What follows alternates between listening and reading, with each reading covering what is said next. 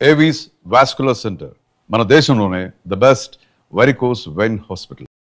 మీరు ఈ ఇంటర్వ్యూకి వస్తున్నప్పుడు నేను కొన్ని క్వశ్చన్స్ అడగకూడదని ముందే అనుకున్నా. దాంట్లో వేణు గారికి సంబంధించిన ప్రశ్న కూడా అడగకూడదు అనుకున్నా. ఎందుకు అడగండి, పర్లేదు. అయితే ఇప్పుడు మీరు మాట్లాడుతూ వేణు గారు అంటున్నారు, పిలుపు మారింది, కారణం ఏంటి? సో అంటే కారణం ఏంటంటే సార్, నేను వేణు, ఇప్పుడు ఇంతకుముందు వేణు అనుకోండి, నేను వేణు గాడు అనొచ్చు, అనకూడదు. వేణు అన్నాడు ఇప్పుడు పెద్ద డైరెక్టర్ సార్, చాలా పెద్ద డైరెక్టర్. బలగం అని అద్భుతమైన సినిమా తీసిన ఒక పెద్ద డైరెక్టర్.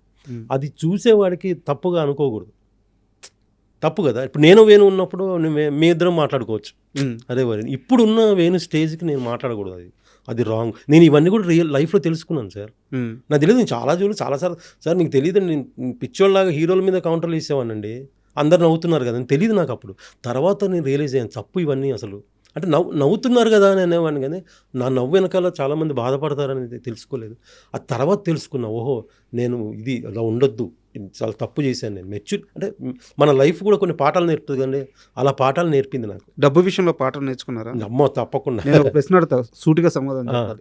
ఫ్రెండ్స్కి పార్టీలకి చిత్రం శ్రీను ఖర్చు పెట్టిన డబ్బులు కానీ పక్కన పెట్టుంటే మణికొండలో ఈరోజు 2 ఫ్లాట్లు ఉండేవి అని చెప్పారు. 2 ఫ్లాట్లు ఏంటి సార్, సగం మణికొండ కొనేసేవాడిని. సగం మణికొండ. రోజు 4 సినిమాలు 5 సినిమాలు షూట్ చేశాను సార్.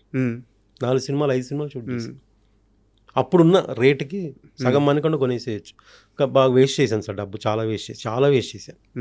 చేయొద్దండి అది. చెప్పారు మీ గురించి ఒకే ఒక్క నెగిటివ్ థింగ్ ఏంటంటే డబ్బుని డబ్బుగా చూడలేదు శ్రీను. చూడలేదు, తప్పు చేసి. అంటే నేను ఎప్పుడు బిజీగా ఉంటా, ఎప్పుడు నా డబ్బు వస్తూనే ఉంటుంది అనుకున్నా. అలా ఉండదండి, అది తప్పది. అది అంటే ధనలక్ష్మి దేవత, దాన్ని దేవతలాగే చూడాలి. అండ్ వేణు గారి ప్రస్తావన తీసుకుంటాను సార్, ఇది 2% అవ్వచ్చు కానీ, బట్ వేణు గారి కష్టం తెలియడానికి అడుగుతున్నాను.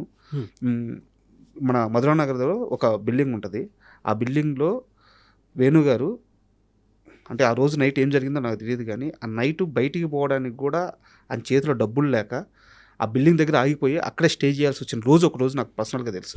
అవును, వేణు గారు ఉన్నాయి, వేణు చాలా స్ట్రగుల్ చేసి. అంటే ఆ రోజు నైట్ తిన్నారో లేదో కూడా నాకు నమ్మకం లేదు. ఓకే, ఫస్ట్ అలాగే కొనుక్కున్నారని అనుకుంటున్నాను నేను.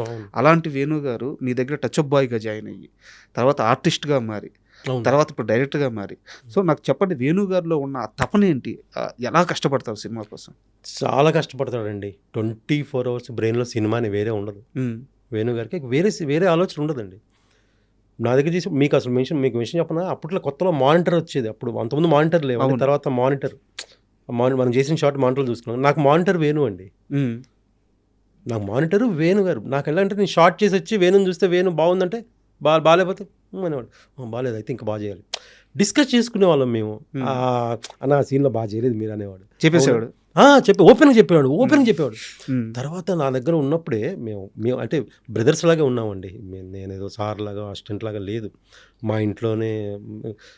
ఇంకా మీకు ఓపెన్గా చెప్పాలంటే, వాడు ఫిష్ తినేవాడు కాదు, మేము ఫిష్ తింటాం ఎక్కువ అని ఆడి కోసం మటన్ తెచ్చేవాళ్ళు. మేము సిస్టర్ అడిగా, ఏంది మటన్ ఎవరి కోసం తెచ్చి, వేణు మటన్ తినడు కదా అనేవాళ్ళు.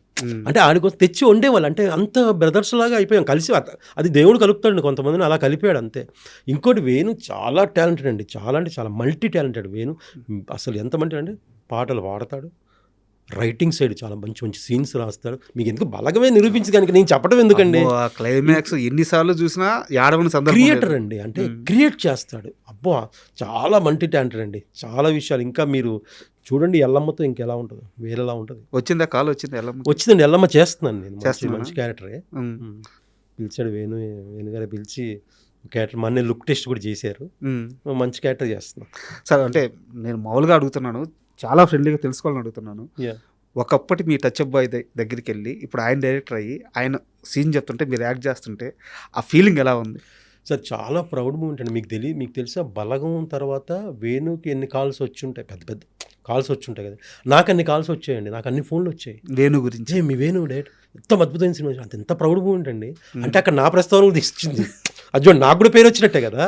అది అంటే నేను గోల్ ఆడుకొట్టినా నా గురించి వచ్చింది. చిత్రం సీన్ దగ్గర చేశాడు, ఇప్పుడు పెద్ద డైరెక్టర్ అయ్యాడని నాకు ఎంత ప్రౌడ్ మూమెంట్. తర్వాత మేము అసలు ఇలా ఉండదండి, ఒక డైరెక్టర్కి ఆర్టిస్ట్లా కాదు. మేము అసలు లుక్ టెస్ట్కి వెళ్ళిన రోజు మేము జోకులు వేసుకుంటున్నాం, రేపు షార్ట్ బాగా చేయకపోతే అని వాడు అంటే నేను అంటే జోక్ చేసుకుంటాను సరదాగా. అమ్మో ఇప్పుడు నువ్వు యాక్షన్ చెప్తే నేను యాక్టింగ్ చేసి, అదే బ్యూటీ అది. అది చాలా సరదాగా ఉంటుంది చూడండి. అలా అని ఇది ఎందుకు నాకు జబర్దస్త్లోనే నన్ను తోమేసేవాడండి. జబర్దస్త్లో ఇంకా వేణు టీంలో చేశా కదా, తోమేసేవాడు డైలాగు ప్రాక్టీస్ చేయను అని చేపించేవాడు. అప్పుడే నన్ను అరే నువ్వు వదలవరా అనేవాడిని. అమ్మ తోముతాడండి, అవుట్పుట్ వచ్చే వరకు లాగుతాడు. నాకు తెలుసు వేణు ఏమనుకుంటున్నాడో తెలుసు, ఏమి ఇవ్వాలి దానికోసం మనం ఎంత హార్డ్ వర్క్ చేయాలో చేసేస్తాం, అది చెయ్యాలి కూడా. ఎలా వస్తుంది సార్ ఎల్లమ్మ? ఇంకా స్టార్ట్ అవ్వలేదండి, ఈ మంత్లో స్టార్ట్ అవుతుంది. ఓకే, డిఎస్పీ గారిని హీరోగా చూడాలని చెప్పి చాలా నేను కూడా వెయిటింగే. మంచి సినిమా అండి, చాలా గొప్ప సినిమా అది ఎల్లమ్మ, మంచి చాలా మంచి సినిమా. అండ్ కాస్త వెనక్కి వస్తే మీ కెరీర్లో బిగ్గెస్ట్ బ్లాక్ బస్టర్ అంటే ఒక బ్లాస్ట్ లాంటి సినిమా వెంకీ. అవును. నాకు ఆ ట్రైన్ ఎపిసోడ్ అసలు మొత్తం ఆ సీక్వెన్స్ అంతా ఎన్ని రోజులు షూట్ చేశారు, నాకు ఆ ప్రయాణం గురించి కాస్త ఏదైనా మీకు గుర్తున్న మూమెంట్స్ ఉంటే చెప్పండి సార్. వెంకీ అది మీ లైఫ్లో మర్చిపోలేని సినిమా అండి. మాకైనా అంటే నేను, శ్రీనివాస్ రెడ్డి గారు, మా అందరి కాంబినేషను, రామచంద్ర, అంటే ఒక పిక్నిక్ లాగండి సినిమా షూటింగ్. అది ఒక పిక్నిక్, రవితేజ గారితో షూటింగ్ అంటేనే పిక్నిక్. అంతేనా? అసలు ఇక చాలా చాలా వర్క్ చేసిన తెలియదండి. అప్పుడే పేకప్ అయిపోయింది, వెళ్ళిపోవాలి ఇంటికి అనిపించేది. మళ్ళీ పొద్దున్న తొందరగా తెల్లారితే బాగుండు, లొకేషన్కి వెళ్ళాలనిపించేది. షూట్ లేకపోయినా లొకేషన్కి వెళ్ళాలనిపించేది. అంత జోలుగా ఉంటుంది వెంకీ సినిమా. అంత జాలీగా చేసాం, ఒక పిక్నిక్ లాగా. అది ఆల్మోస్ట్ ట్రైన్ ఎపిసోడ్ అంటే మా ఎపిసోడ్ కాకుండా మొత్తం ట్రైన్ సీక్వెన్స్ చాలా ఉంది కదండి. ఇంకా అవును, మర్డర్ సీన్ ఏదో ఉంది, కుర్రోడిది, వాటి భరత్ సీన్స్ అవి, అది మొత్తం 15 days వరకు ఏదో చేశారు, ఓన్లీ ట్రైన్ ఎపిసోడ్. ఓకే, అది ఇక్కడ నాంపల్లి నుంచి ట్రైన్ బీబీ నగర్ వరకు ఏదో వెళ్ళి మళ్ళీ రిటర్న్ అవుద్ది. అందులో మాకు ఒక 3 బోగీలు 4 బోగీలు బ్లాక్ చేశారు. అందులోనే ఫుడ్ కూడా అక్కడికే మాకు 1,000 వచ్చేది. అలా వెళ్ళే వాళ్ళు మళ్ళీ షూట్ చేసుకుని మళ్ళీ రిటర్న్ అవటం. ఆ ట్రైన్ నిజంగా ట్రావెల్ అవుతుంది, రియల్ ట్రైన్లో చేసాం. చిన్న ప్యాచ్ వర్క్, అది ఒక రోజు 2 రోజులు ఏదో రామోజీలో ట్రైన్ ఉంది కదండి, అది ఒక రోజు 2 రోజులు ప్యాచ్ వర్క్ అంతే. మీకు మొత్తం ఒరిజినల్ ట్రైన్లో చేశారు. అసలు ఇంకా అది ఎలా ఇప్పుడు కూడా సినిమా చూస్తున్నా అప్పుడు అలా చేసాము. అసలు అంత ఒక సీన్ ఉంటే శ్రీనివాస్ రెడ్డి గారు, నేను, రామచంద్ర, మేము అందరం పోటీ పడేవాళ్ళం డైలాగులు, నాకు వస్తే బాగుండు అంటే. అంత దానికి తోడు ఆ సీన్ స్పెషల్గా ఒక సీన్ ఏంటంటే వేణుమాధవ్ గారు కామెంట్స్. వేణుమాధవ్ గారు ఉంటే ఇంక తెలుసు కదండి ఎలా ఉంటుందో. ఇంకా అసలు ఆ ఇంప్రవేషన్స్. ఇంకోటి శ్రీను వైట్ల గారి సినిమా స్క్రిప్టే అలా ఉంటుందండి. ఆర్టిస్టు శ్రీను వైట్ల గారు చేసే దాంట్లో మనం ఒక 30% చేయగలిగితే పెద్ద ఆర్టిస్ట్ అయిపోవచ్చు అంతే. ఇంకా ఆ ట్రైన్ సీక్వెన్స్లోనే వేణుమాధవ్ గారు అది డ్రమ్ అట్టు పెట్టుకుని కూర్చుంటారు కదా, అవును, అది యాక్చువల్గా ఫస్ట్ అసలు స్క్రిప్ట్లో ఉందా? అంటే సీన్ ఉందండి, ఆ సాంగ్ పాడటం ఏదో చెయ్యాలని ఉంది, డోలక్ అది లేదు, ఏదో చెయ్యాలని ఉంది. అప్పుడు వేణుమాధవ్ గారి ఇంప్రవైజేషన్, అందరూ ఆర్టిస్టులు అందరూ. ఇంకా అక్కడే అండి, ఆ ఫ్లోలోనే. దానికి డైరెక్టర్ గారు శ్రీనివాట్ల గారి కామెడీ ఉంటే వదలు లాగేస్తారు కదా, అలాగే ఆయన పిండేశారు అందరినీ. స్క్రిప్ట్ ఉంది, సీన్ ఉంది, దాంట్లో ఇవన్నీ యాడ్ అయ్యాయి. రవితేజ గారితో ఒక ఎక్స్పీరియన్స్ చెప్పండి మొత్తంలో. అంటే నేను రవణే అంట, నాకు బాగా ఇష్టమైన హీరో. చిరంజీవి గారి తర్వాత ఇష్టమైన హీరో రవణ్. ఎందుకంటే హార్డ్ వర్క్ చేసి పైకి వచ్చారు, కష్టపడి, అదొక ఫీలింగ్ ఉంటుందండి. ఫస్ట్ నుంచి కూడా ఇష్టం నాకు రవణ్. ఆయనతో వెంకీ, దుబాయ్ సీను, సార్ వస్తారు, కృష్ణ, ఒక 5 సినిమాలు ఏమో చేశానండి. చాలా సినిమాలు ఉన్నాయి. నాకు ఇంకా ఆయన ఒక హీరో, ఆయన ఇది లాగా అనిపించింది. ఎందుకు నాకు బ్రదర్ లాగా అనిపిస్తారు. రవణ అనేస్తాం. ఇంకా ఆయన కూడా అలాగే ఉంటాడు, ఎడాబాయ్ అంటాడు. అబ్బాయి కదా ఆయన పోత పదం, ఎడాబాయ్ అంటాడు. బాగుంటుంది ఆయనతో వర్క్ చేయడం, చాలా హ్యాపీ. నాకు ఇష్టం ఆయనతో వర్క్ చేయాలని ఇష్టం నాకు.